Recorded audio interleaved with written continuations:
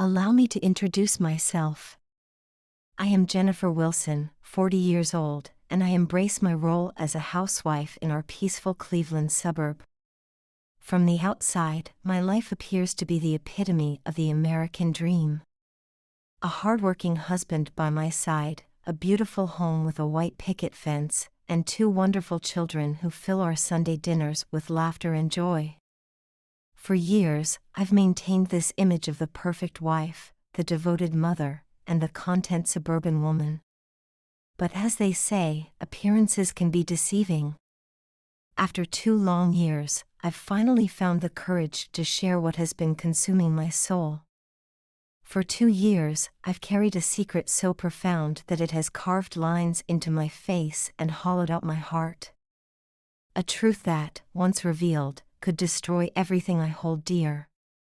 Yet I feel myself drowning, the weight of guilt gnawing at my conscience with relentless persistence.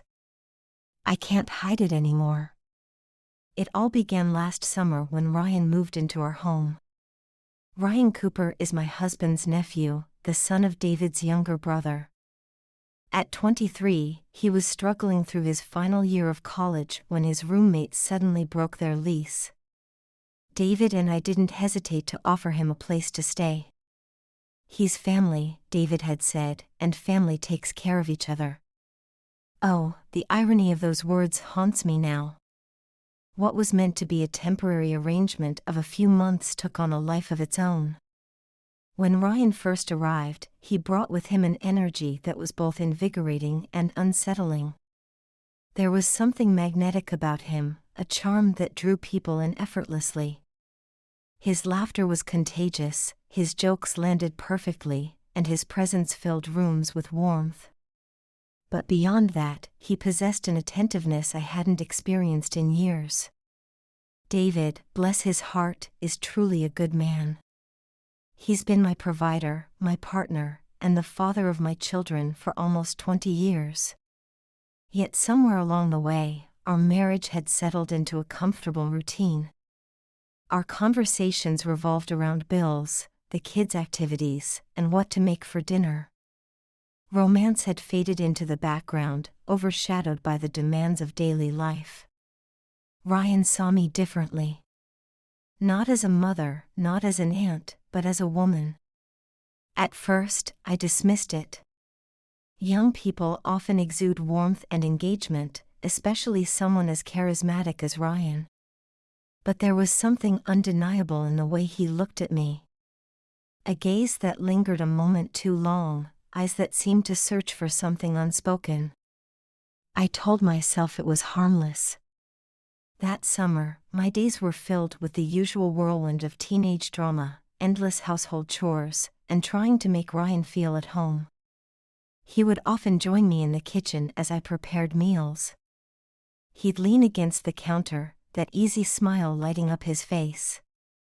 We'd talk about everything: his classes, his dreams, the books he loved. He listened to me with an intensity one hadn't felt in years. I shared things with him I'd never told David. Little things, really, my frustrations, my dreams, my desire for something more. And he paid attention.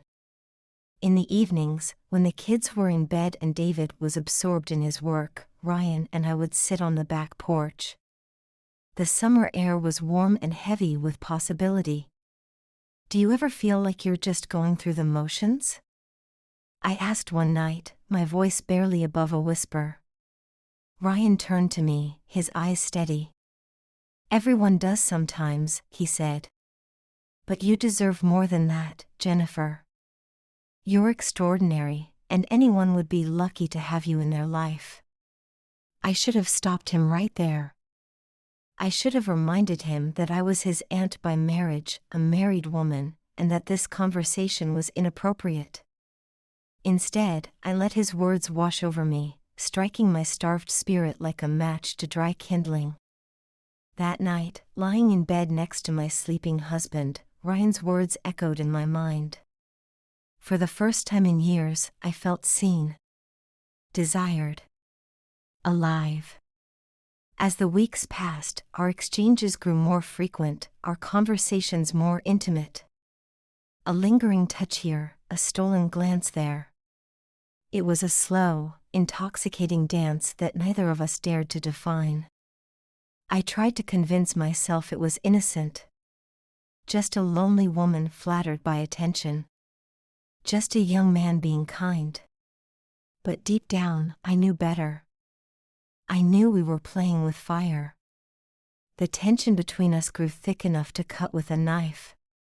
Every time David invited Ryan to join us for family dinner, my heart would race. I'd catch Ryan watching me across the table, his eyes dark with unspoken thoughts. I'd feel my cheeks flush, my hands trembling as I passed the potatoes. The guilt started then, a small seed that would later grow into an overwhelming force. I'd lie awake at night, listening to David's steady breathing beside me. I'd think about our life together, the good years, the children, the home we'd built. Then I'd think about Ryan, and my heart would betray me all over again. One evening, David announced he had to go on a business trip. Just for the weekend, he said, kissing my cheek. The kids are at their friends' houses for sleepovers. You'll be okay with Ryan, right? I nodded, ignoring the way my pulse quickened at his words. That night, after David left, Ryan and I found ourselves alone in the house. I busied myself with cleaning, trying to ignore the electric awareness of his presence. But as I stood in the kitchen, wiping down the counter for the third time, I heard his footsteps behind me. "Jennifer," he said softly. I didn't turn around. I couldn't. "We need to talk about this," he continued, moving closer. "There's nothing to talk about," I said, but my voice trembled. "Look at me," he said. When I finally turned, he was closer than I expected. Close enough that I could see the flecks of gold in his hazel eyes. Close enough that I could feel the heat radiating from his body. "We can't keep pretending," he said, his voice low and intense. "I can't stop thinking about you. And I know you feel it too." "Ryan, please," I whispered, but I didn't move away. "Tell me you don't feel this," he said, reaching out to touch my face. His fingers were warm against my skin. "Tell me, and I'll never mention it again." I opened my mouth to deny it, to say all the right things. But the lies wouldn't come. Instead, I stood there, trembling, as he slowly leaned in. When his lips met mine, it was like a dam breaking. All the longing, all the tension of the past months crashed over me in a wave. I kissed him back with a passion I thought I'd lost years ago. His hands tangled in my hair, pulling me closer. Mine gripped his shoulders, feeling the strength beneath his shirt. It was wrong. So terribly, wonderfully wrong. When we finally broke apart, we were both breathing heavily. Reality crashed back in like a bucket of cold water. "Oh God," I whispered, stepping back. "What have we done?" Ryan reached for me again, but I held up my hand. "This can't happen," I said, my voice shaking. "We can't do this to David. To the family." "Jennifer," he started, but I cut him off. "No," I said firmly, though my heart was racing. "This ends now. It has to." I fled to my room, locking the door behind me. That night, I barely slept. I kept touching my lips, remembering the feel of his kiss. The guilt was already eating at me, but so was the desire for more. I told myself it was a moment of weakness. A mistake that wouldn't be repeated. But even as I made these promises to myself, I knew they were lies. Because that kiss had awakened something in me. Something that had been sleeping for far too long. Something that wouldn't easily be put back to rest. The next morning, I avoided Ryan. I made breakfast early and ate alone. I did laundry, cleaned the house, anything to keep busy. But I could feel his presence in the house like a physical thing. When David returned that evening, I hugged him tightly, trying to ground myself in the familiar comfort of his embrace. But as I helped him unpack, as I listened to him talk about his trip, all I could think about was Ryan's kiss. The days that followed were torture. Ryan and I danced around each other, careful to never be alone together. But the tension remained, crackling in the air between us. I caught him watching me when he thought I wasn't looking. His eyes would follow me across rooms, making my skin tingle. I tried to focus on my family. I threw myself into being the perfect wife and mother. I cooked elaborate meals, helped with homework, organized family game nights. But underneath it all, I was unraveling. Because no matter how hard I tried to deny it, something had fundamentally changed. That kiss had shattered the careful illusion I'd built around my life. It had shown me what I'd been missing, what I'd been hungry for. And now that I knew, I couldn't unknow it. I couldn't go back to the way things were before. The worst part was, I wasn't sure I wanted to. One rainy Tuesday afternoon, I found myself alone in the house again. The kids were at their after-school activities, and David was stuck in meetings. I was folding laundry in the living room when Ryan came home early from class. He stood in the doorway, dripping from the rain, his white t-shirt clinging to his chest. Our eyes met, and the air between us grew thick with unspoken words. "I should change," he said softly, but didn't move.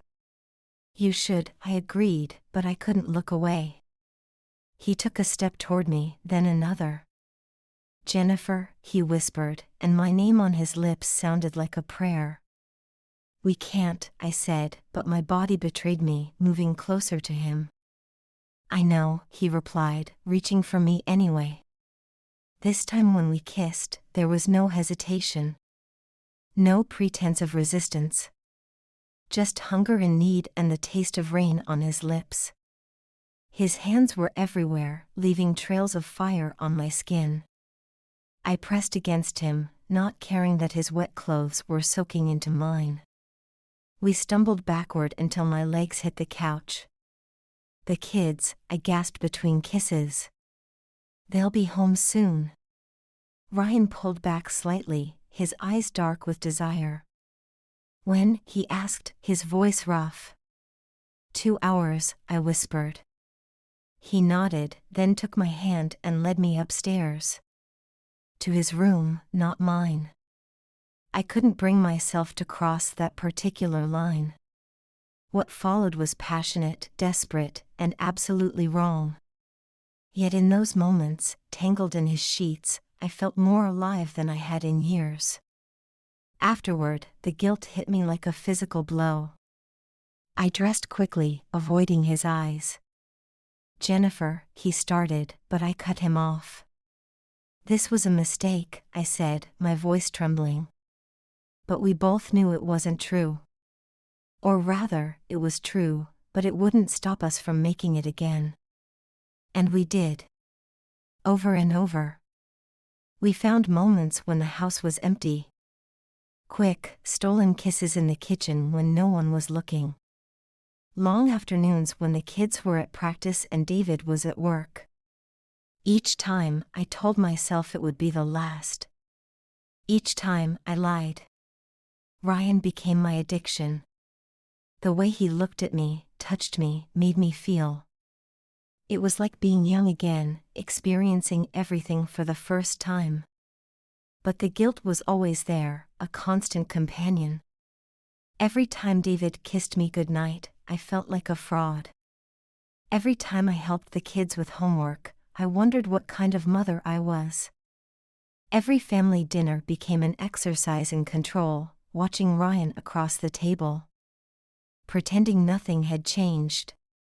Pretending I wasn't destroying everything I held dear.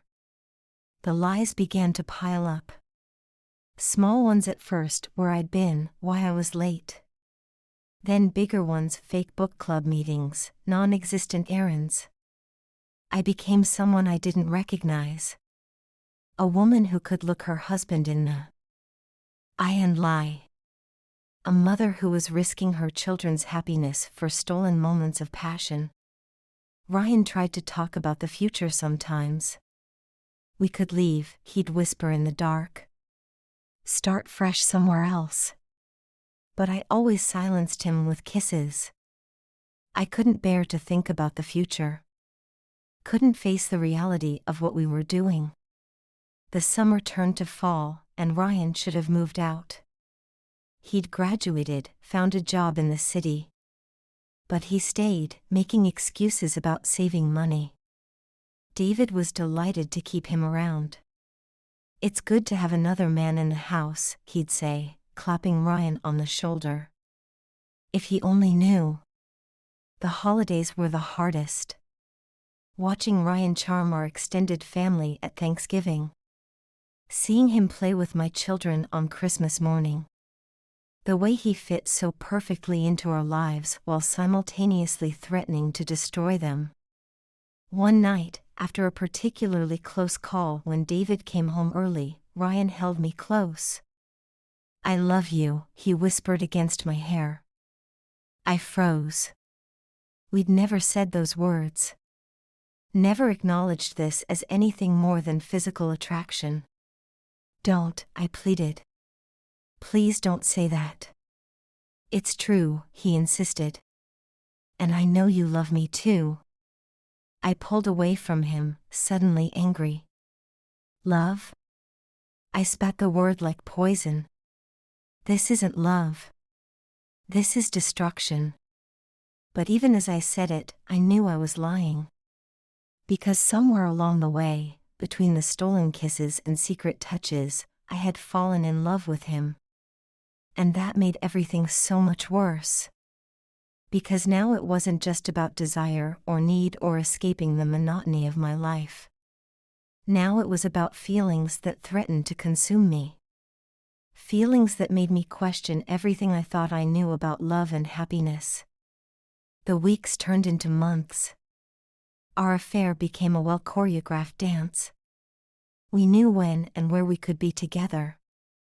Knew how to act around others. Knew exactly how long we could stay in each other's arms before reality came calling. But the strain was starting to show. I lost weight. Couldn't sleep. Started jumping at small noises, convinced we'd been discovered. David noticed the changes in me. Are you okay, honey? He'd ask, genuine concern in his eyes. Just tired, I'd say, adding another lie to the mountain I'd created. Ryan noticed too. This is killing you, he said one day, tracing the dark circles under my eyes. We need to stop, I replied, but made no move to leave his embrace. Or we need to be honest, he countered. The thought made my blood run cold. Honest. The word seemed foreign after so many months of deception. But he was right. Something had to give. I couldn't continue living this double life. Couldn't keep lying to everyone I loved. Couldn't keep pretending that what Ryan and I had wasn't real. Because it was real. Too real. Real enough to destroy everything I'd spent 20 years building. Real enough to break my children's heart. Real enough to make me question who I really was. Was I the devoted wife and mother I'd always thought myself to be? Or was I this other woman, capable of such deception? Maybe I was both. Maybe that was the hardest truth to face. That we're all capable of being more than one thing. Of loving more than one person. Of making choices that hurt the people we love most. As winter melted into spring, the pressure began to mount. Ryan was getting restless with our secret. David was becoming increasingly concerned about my behavior. And I was slowly coming apart at the seams. Something had to break. And soon. I just didn't know what would break first, the secret or me. It was a warm spring evening when everything finally came crashing down. David was working late, the kids were at a school event, and Ryan and I were in the kitchen. We weren't even doing anything wrong at that moment. Just cooking dinner, standing closer than we should. Then Ryan's phone buzzed on the counter. A text message from someone named Ashley. I shouldn't have looked, but I did. Can't wait for our date tomorrow night. You're right, it's time to move on. The world tilted on its axis. Jennifer, Ryan started, reaching for me. I can explain. But I stepped back, the knife I'd been using to chop vegetables still in my hand. Explain what? I asked, my voice eerily calm. That you're dating? I thought. I mean, we never talked about being exclusive. I laughed then, a harsh, bitter sound. Exclusive? I'm married, Ryan. I've betrayed my husband, my children, my entire family for you.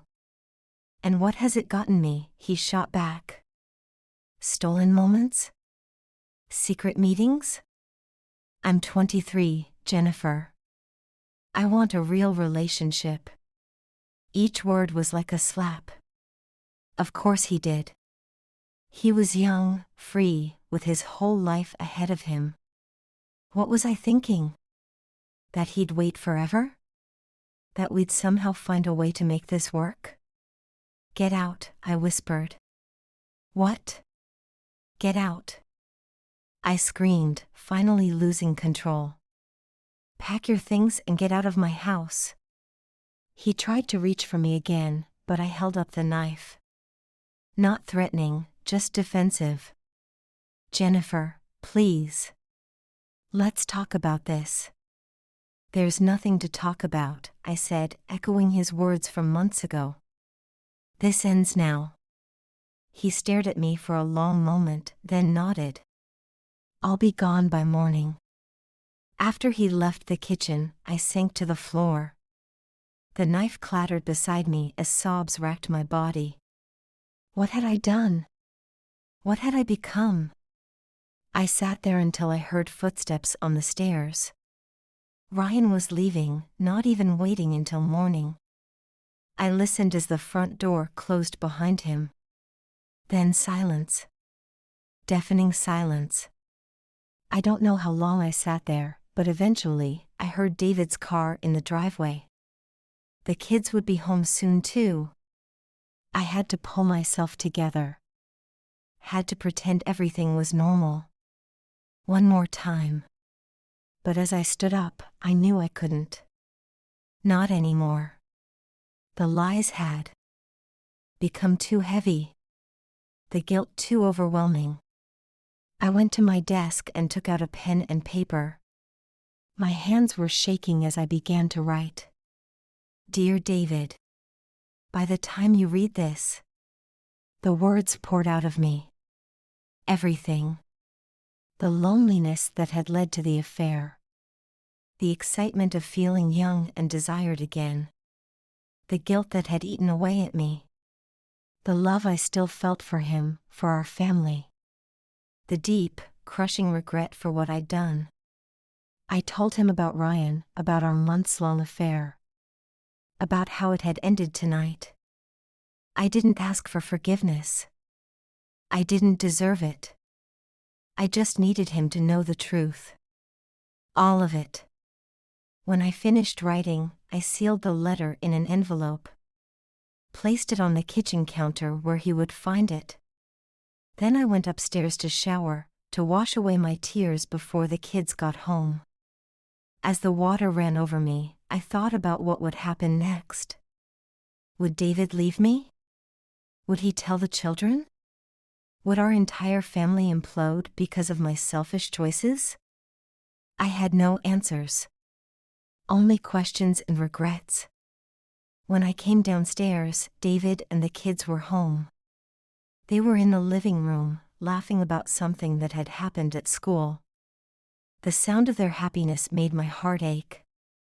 This could be the last time we were together like this. The last time we were a family. Mom, my daughter called. Come watch this video from the talent show. I joined them, forcing a smile. Sat next to David on the couch as he wrapped an arm around me. Watched our children's faces glow with excitement as they shared their day. Memorized every detail, every laugh, every smile. Because tomorrow, it might all be gone. Later that night, after the kids were in bed, I lay awake beside David. He was reading a book, completely unaware that his world was about to shatter. I wanted to reach out to him, to beg for forgiveness. To take back everything I'd done. But it was too late for that. The truth was already written, waiting in the kitchen. By this time tomorrow, everything would be different. I closed my eyes, remembering the past 2 years. The passion, the excitement, the stolen moments with Ryan. Had it been worth it? The answer was clear now. Nothing was worth this pain. This destruction. This ending. As I drifted off to sleep, I thought about what Ryan had said. About wanting a real relationship. He was right, of course. What we had wasn't real. It was a fantasy. A beautiful, destructive fantasy that had cost me everything. Tomorrow, the fantasy would end. Reality would crash in. And I would face the consequences of my choices. All I could do now was hope that somewhere, somehow, there might be a path to redemption. A way to rebuild what I had so carelessly destroyed. But first, I had to face the truth. And the truth was waiting in the kitchen, in an envelope on the counter. Waiting to change everything. Forever. End.